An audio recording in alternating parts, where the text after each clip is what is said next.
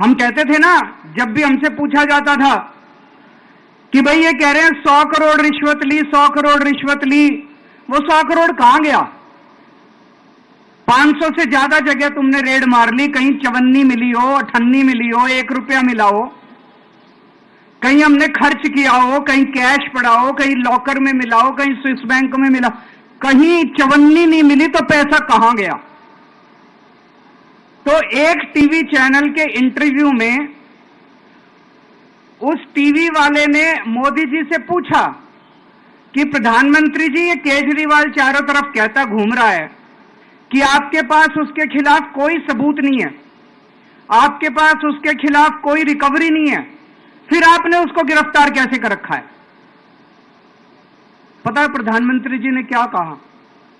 प्रधानमंत्री जी कहते हैं, मैं मानता हूं कि केजरीवाल के खिलाफ कोई सबूत नहीं है, मैं मानता हूं कि केजरीवाल के खिलाफ कोई रिकवरी नहीं है, क्योंकि केजरीवाल अनुभवी चोर है। चलो मान लिया मैं अनुभवी चोर हूं, तुम्हारे पास सबूत तो नहीं है, तुम्हारे पास रिकवरी तो नहीं है, तो यूं ही डाल दिया मेरे को जेल में, बिना सबूत के डाल दिया मेरे को जेल में, बिना रिकवरी के डाल दिया जेल में। देश के इतिहास में 75 साल में सबसे ज्यादा बहुमत से आई हुई सरकार है। एक बार 70 में से 67 सीट, दूसरी बार 70 में से 62 सीट, 55% से ज्यादा वोट शेयर। इतने भारी बहुमत वाली सरकार के मुख्यमंत्री को आपने बिना सबूत के जेल में डाल दिया। यही तो तानाशाही है कि जिसका मन करेगा मैं उसी को जेल में डाल दूंगा, जिसका मन करेगा उसी को जेल में डाल दूंगा। और पूरे देश को मैसेज दे दिया कि अगर मैंने केजरीवाल को फर्जी केस में जेल में डाल दिया तो तुम्हारी तो औकात ही क्या है, किसी को भी पकड़ के जेल में डाल दूंगा। इसी तानाशाही के खिलाफ लड़ रहा हूं मैं, और इस किस्म की तानाशाही अपने देश को बर्दाश्त नहीं है। भगत सिंह ने कहा था ना कि जब सत्ता तानाशाही हो जाए तो जेल जिम्मेदारी बन जाती है, सबकी जिम्मेदारी है जेल में जाना, इसके खिलाफ आवाज उठाना। भगत सिंह के चेले हैं। भगत सिंह देश को बचाने के लिए, देश को आजाद कराने के लिए जेल गए थे। भगत सिंह देश को आजाद कराने के लिए फांसी पे चढ़े थे। हम देश को बचाने के लिए जेल जा रहे हैं। इस बार जब जा रहा हूं, मुझे नहीं पता अब मैं कब वापस आऊंगा, मुझे नहीं पता ये क्या करेंगे मेरे साथ जेल में, लेकिन मुझे कोई परवाह नहीं है, जो मर्जी करें। अगर भगत सिंह फांसी पे चढ़ गए, मैं भी फांसी पे चढ़ने के लिए तैयार हूं। मेरे शरीर का एक एक कतरा इस देश के लिए है, मेरे शरीर के खून की एक एक बूंद इस देश के लिए है, मेरे जीवन का एक एक पल देश के लिए है।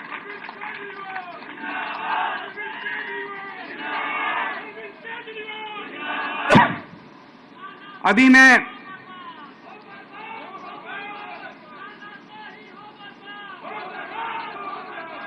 अभी राजघाट गया था सभी साथियों के साथ। महात्मा गांधी की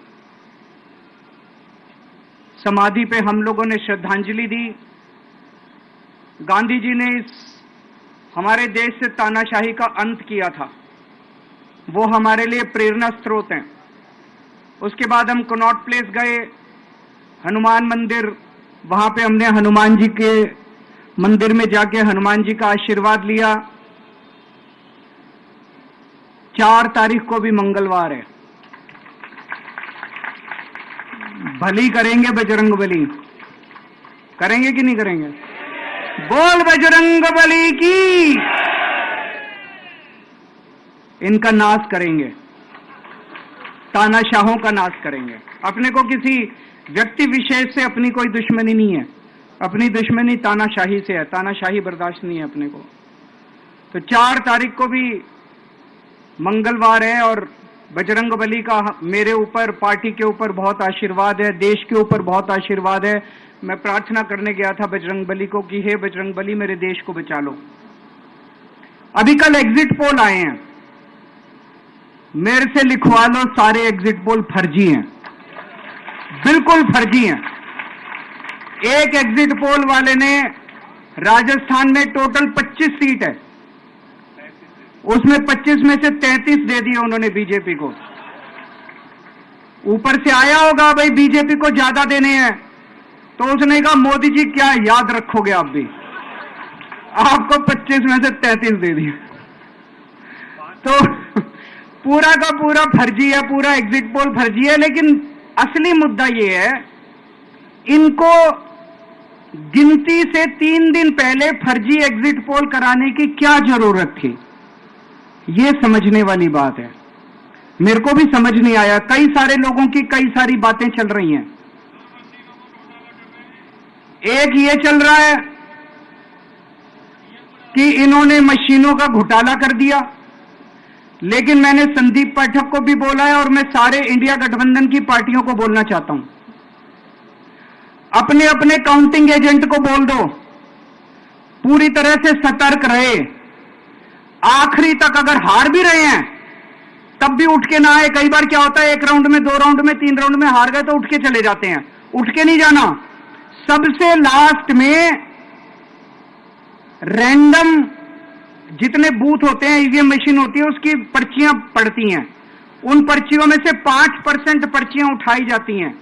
उन 5% ईवीएम की मैचिंग वीवीपैट की स्लिप से कराई जाती है।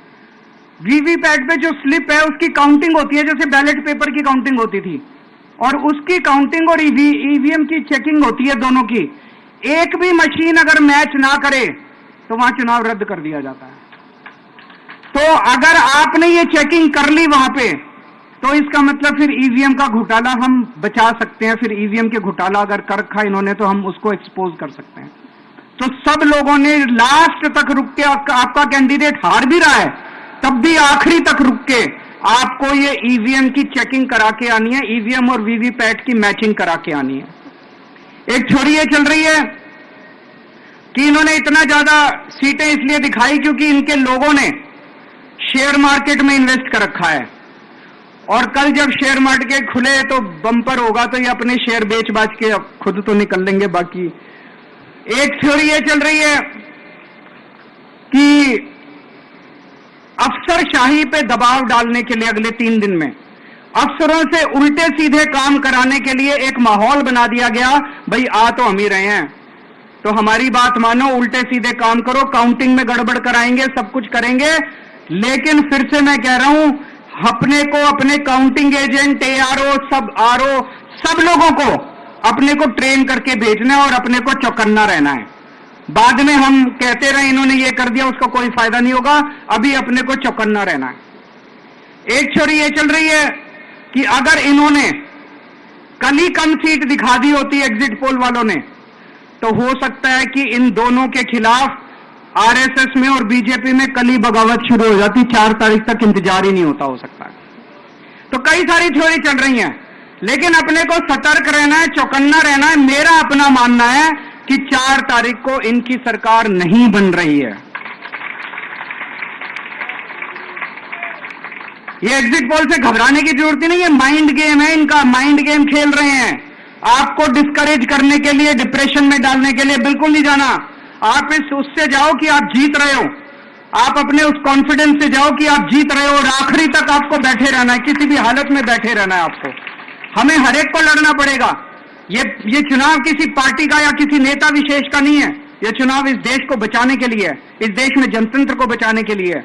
जिसके लिए भगत सिंह, गांधी जी सब लोग लड़े थे, वही माहौल आज है। जिस तरह से हमने अंग्रेजों को हटाया था, आज इस सत्ता को अपने को हटाना है। तो मैं आप सब लोगों का, सभी साथियों का बहुत बहुत शुक्रिया अदा करना चाहता हूं।